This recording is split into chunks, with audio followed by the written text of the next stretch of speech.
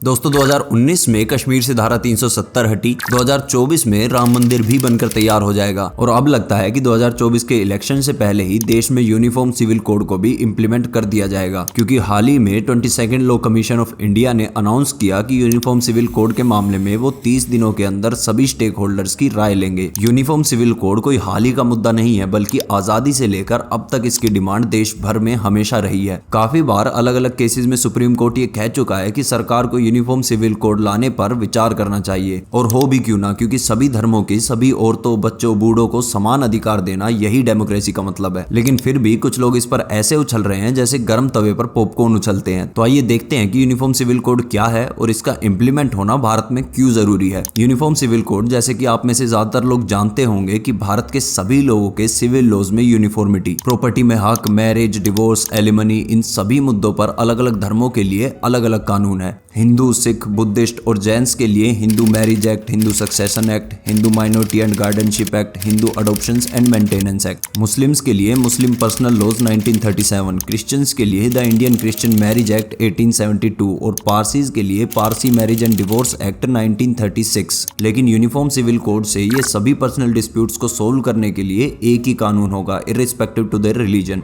और इससे होगा ये कि हिंदू महिलाओं और औरतों के लिए इक्वल राइट्स इंश्योर करने वाले लॉज हैं, लेकिन मुस्लिम महिलाएं आज भी शरिया की रिग्रेसिव प्रैक्टिसेस का शिकार हो रही हैं। यूनिफॉर्म सिविल कोड आने से मुस्लिम महिलाओं को भी तलाक के बाद अपने पति से गुजारा भत्ता पाने का हक मिल जाएगा। भले ही ट्रिपल तलाक खत्म कर दिया गया हो, लेकिन अभी भी ऐसे कई तरीके हैं जिनसे मुस्लिम महिलाओं को तलाक दिया जा सकता है और वो कुछ नहीं कर पाती। और यूनिफॉर्म सिविल कोड से तलाक का प्रोसेस सभी के लिए एक जैसा हो जाएगा, जिसे सभी धर्म के लोगों को मानना ही होगा। और मुस्लिम पर्सनल लॉ में मुस्लिम महिलाओं को बच्चा अडॉप्ट करने का हक नहीं दिया गया है, लेकिन मुस्लिम महिलाएं यूनिफॉर्म सिविल कोड आने से बच्चा भी अडॉप्ट कर पाएंगी। और मुस्लिम घरों में बेटों की तरह ही बेटियों को भी अपने पिता की संपत्ति में बराबर का अधिकार होगा। सभी की शादी की एज सेम रहेगी, यानी कि किसी भी धर्म का व्यक्ति अपने बच्चे की शादी एक सर्टेन एज से पहले नहीं कर पाएगा। लेकिन अगर इस कानून से मुस्लिम समाज की महिलाओं के लिए इतना फायदा है, तो मुस्लिम ही इसका विरोध क्यों कर रहे हैं? क्योंकि ये सारे राइट्स जो कि यूनिफॉर्म सिविल कोड महिलाओं को देना चाहता है, आसमान से उतरी एक किताब इन सभी चीजों के खिलाफ है। शाहबानो केस आपको पता होगा, कैसे सभी मुस्लिम धर्म के सभी ठेकेदारों ने शाहबानों को गुजारा भत्ता देने के खिलाफ हो गए थे। अडॉप्शन की अनुमति भी इस्लाम नहीं देता, और अगर चाइल्ड मैरिज पर कुछ बोला तो नुपुर शर्मा आपको याद ही है। और अगर किसी को लगता है कि सभी मुस्लिम शरिया से ऊपर भारत के कॉन्स्टिट्यूशन को मानते हैं, तो आप जरा ये देखिए। आपका और मेरा कल्चर कुरान के मुताबिक और सुन्नत के मुताबिक होगा तो वो मंजूर है, वरना जूते की नौक पर है। अल्हम्दुलिल्लाह। Don't obey the law of the land.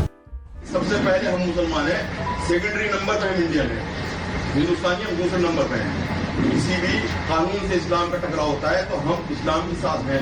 हम उस कॉन्स्टिट्यूशन को मानने के लिए तैयार नहीं है, हम उस कानून को मानने के लिए तैयार नहीं है। हम इस देश के वफादार नहीं, हम इस देश के मालिक हैं।